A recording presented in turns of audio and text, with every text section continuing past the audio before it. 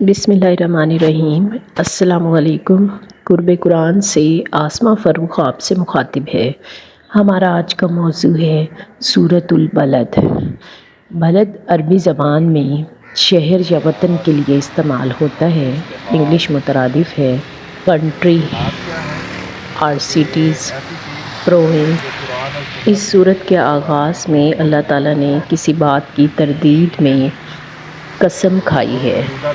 وہ بات کیا ہے وہ ہمیں اگلے جملے سے پتہ چلتی ہے، یعنی شہر مکہ جو حرم ہے، یہاں پہ خانہ کعبہ یعنی بیت اللہ موجود ہے، اور بیت اللہ اور حرم ہونے کی وجہ سے یہاں ہر چیز کو امن حاصل ہے، اور اس وقت میں اگر امن حاصل نہیں تھا تو آپ صلی اللہ علیہ وآلہ وسلم کو تنگ کرنا ان لوگوں نے خود پر کس طرح حلال کر رکھا ہے۔ اس شہر میں رہتے ہوئے جو بیت الحرام ہے، تو اس بات کی تردید میں قسم کھائی ہے۔ اللہ تعالیٰ نے کہا ہے کہ نہیں، ہرگز نہیں۔ پھر یہ ایک وقت تھا، پھر وہ وقت بھی آئے گا کہ جب اسی شہر میں آپ صلی اللہ علیہ وآلہ وسلم کے لیے دشمنان دین کا قتال اللہ تعالیٰ حلال کر دیں گے۔ جو دین کا دشمن ہوگا، آپ صلی اللہ علیہ وآلہ وسلم اس کے ساتھ جو چاہیں گے سلوک کریں گے۔ اور پھر وہ وقت آیا اور اہل مکہ نے دیکھا کہ نبی کریم صلی اللہ علیہ وآلہ وسلم فاتح کی حیثیت سے آئے۔ ایک وقت وہ تھا کہ اہل مکہ نعوذ باللہ آپ صلی اللہ علیہ وآلہ وسلم کے قتل کی تدابیر کر رہے تھے، تو اللہ تعالیٰ نے آپ کو صاف بچا لیا۔ ان کی آنکھوں میں دھول جھونک کے ان کو غافل کر کے آپ صلی اللہ علیہ وآلہ وسلم کو اتنے لوگوں کے گھیرے سے صاف بچا لیا۔ بے شک اللہ جسے چاہتا ہے محفوظ رکھتا ہے، وہ ہر امر پر قادر ہے۔ پھر بتایا گیا ہے کہ وہ وقت بھی آئے گا کہ جب آپ کے لیے حلال ہوگا اس شہر میں دشمنان دین کا قتال بھی۔ آپ صلی اللہ علیہ وآلہ وسلم جب مکہ میں فاتح کی حیثیت سے آئے، تو وہ لوگ جو آپ صلی اللہ علیہ وآلہ وسلم پر ظلم ڈھاتے اور ان کے خلاف تدابیر کرتے تھے، آج وہ آپ صلی اللہ علیہ وآلہ وسلم کے سامنے بے بس کھڑے تھے، تو آپ صلی اللہ علیہ وآلہ وسلم نے ان کو معاف کر دیا، سب کو عام معافی کا اعلان کر دیا۔ آپ صلی اللہ علیہ وآلہ وسلم کا یہ کرم، یہ حسن سلوک دیکھ کر وہ ایمان لے آئے۔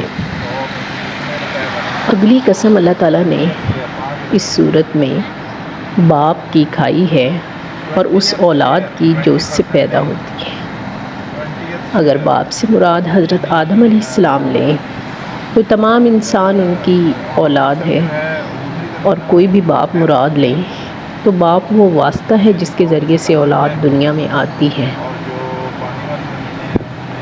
اہمیت اس بات کی ہے جو اگلی آیات میں مزید سامنے واضح ہوتی ہے، کہ جس میں اللہ تعالیٰ بتاتے ہیں کہ بے شک میں نے انسان کو مشقت میں پیدا کیا۔ جب سے انسان کی زندگی کی ابتدا ہوتی ہے، اس کی مشقت شروع ہو جاتی ہے ماں کے پیٹ سے ہی، کہ وہاں بھی اسے اپنی خوراک حاصل کرنا، اپنی حرکت کرنا اور اپنے وجود کو برقرار رکھنا ہوتا ہے۔ اس وقت سے جب سے اس میں روح پھونکی جاتی ہے، پھر زچگی کے مرحلے میں اس کو اور اس کی ماں کو جو خطرات درپیش ہوتے ہیں، اس کا سامنا کرنے کے بعد وہ دنیا میں پہلی سانس لے پاتا ہے۔ جب وہ دنیا میں آتا ہے تو بے بس اور لاچار ہوتا ہے، لیکن اللہ تعالیٰ کا احسان کہ اس نے اس کو اس طرح چھوڑ نہیں دیا بے بسی کی حالت میں، بلکہ ماں باپ کی شکل میں اس پر احسان کیا کہ ہر قدم پر وہ اس کا خیال رکھتے ہیں۔ اگر ایسا وہ نہ کریں تو اس بچے کی زندگی کی کوئی ضمانت نہیں۔ پھر جوان ہوتے ہی شادی، بال بچے اور ان کے لیے مشقت، اور جب بوڑھا ہو جائے انسان تو اپنا وجود ہی ایک مشقت ہے، اپنے وجود کا بوجھ اٹھانا بھی ایک مشقت ہے۔ دنیا میں لوگ ہمیں مختلف حالات میں نظر آتے ہیں، لیکن کوئی بھی شخص مشقت سے خالی نہیں ہوتا۔ جو لوگ آسائش میں نظر آتے ہیں، کوئی نہ کوئی مشقت ان کے لیے بھی ضرور ہوتی ہے جس میں وہ مبتلا ہوتے ہیں۔ نامی کوئی بغیر مشقت نہیں ہوا، 100 بار کٹا عقیق جب نگین ہوا۔ جو امیر ہیں ان کے لیے پیسے کمانے کی مشقت ہے۔ زندگی ہر انسان کے لیے آزمائش ہے، اور آزمائش بغیر مشقت کے نہیں ہوتی۔ ہر انسان کے لیے کوئی نہ کوئی مشقت تو ضرور ہے۔ یہ سلسلہ تمام عمر رہتا ہے، ایک لامتناہی مشقت کا سلسلہ جو زندگی کی آخری سانس تک چلتا ہے۔ قید حیات و بند غم اصل میں دونوں ایک ہیں، موت سے پہلے آدمی غم سے نجات پائے کیوں۔ قرآن میں بھی ہمیں واضح کر دیا گیا ہے کہ بے شک ہر انسان کے لیے وہی ہے جس کی اس نے کوشش کی۔ جو جتنی محنت کرتا ہے، جتنی کوشش کرتا ہے، اتنی کامیابی اس کو ملتی جاتی ہے۔ یہ دنیا دارالعمل ہے، دارالجزا نہیں ہے۔ انسان کو یہاں عمل کر کے کچھ دکھانا پڑتا ہے، تبھی اس کو یاد کیا جاتا ہے۔ تو کیا یہ مجبور انسان جو اس عالم میں پیدا ہوا، جس کو ذکر کیا گیا ہے، وہ یہ سمجھتا ہے کہ کوئی اس پر قابو نہ پا سکے گا؟ کیا وہ اس بے نیاز اللہ سے واقف نہیں جو اس کو عدم سے وجود میں لایا، جو اس کو اندھیروں سے روشنی میں لایا، جو اس کی کفالت کرتا ہے، جو اس کو رزق دیتا ہے، جس نے آدم علیہ السلام میں اپنی روح سے کچھ پھونکا تو ان میں زندگی کی لہر دوڑی؟ کیا انسان اپنی تخلیق سے بھی نہیں سمجھتا کہ وہ ایک مجبور مخلوق ہے؟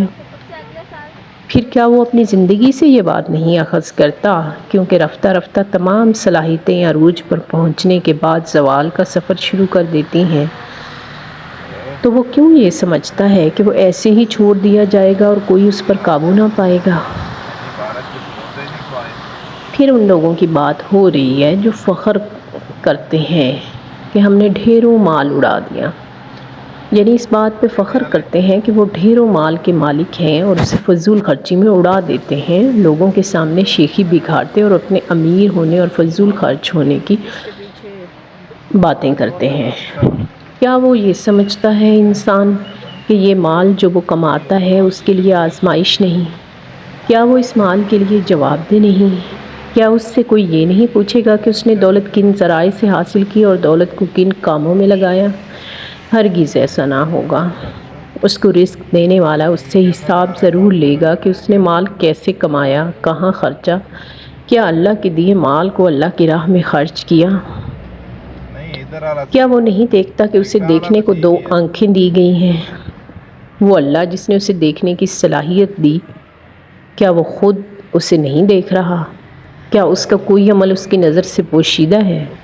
وہ جو اس مجبور انسان کو دیکھنے کی صلاحیت دے سکتا ہے تو ہر ایک کو ہر وقت وہ دیکھتا ہے، تو کیوں کر وہ اس ہستی سے غافل ہے، اس کے سامنے اپنی جواب دہی سے غافل ہے؟ پھر اللہ نے انسان کو ایک زبان اور 2 ہونٹ یعنی گویائی کا نظام دیا، تو گویائی کا نظام دینے والا کیا اس بات سے غافل ہے کہ وہ انسان کیا بولتا ہے، یا وہ اپنی زبان سے کسی کو زخم دے رہا ہے یا زخموں پہ مرہم رکھ رہا ہے؟ کیا گویائی کی قوت دے کر وہ اس کو جواب دہ نہیں ٹھہرائے گا؟ وہ اللہ جو اس کو گویائی دیتا ہے، اس کے لیے کیا مشکل ہے کہ وہ اس کے ہر عضو کو گویا کر دے اور وہ بولنے لگے، اور ہر عضو اس کے ہر عمل کی اس کے خلاف گواہی دے؟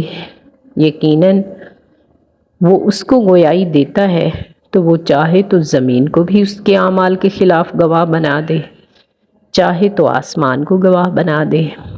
وہ سوچے تو صحیح، اس اللہ کی عنایات، اس کی قدرت تو اس کو پتہ چلے کہ اس کو ایسے ہی نہیں پیدا کیا گیا، ایسے ہی نہیں چھوڑ دیا گیا۔ اتنے عظیم نظام جو اس کے وجود میں موجود ہے، ان کی موجودگی بجائے خود ایک دلیل ہے اس بات کی کہ وہ جواب دہ ہے۔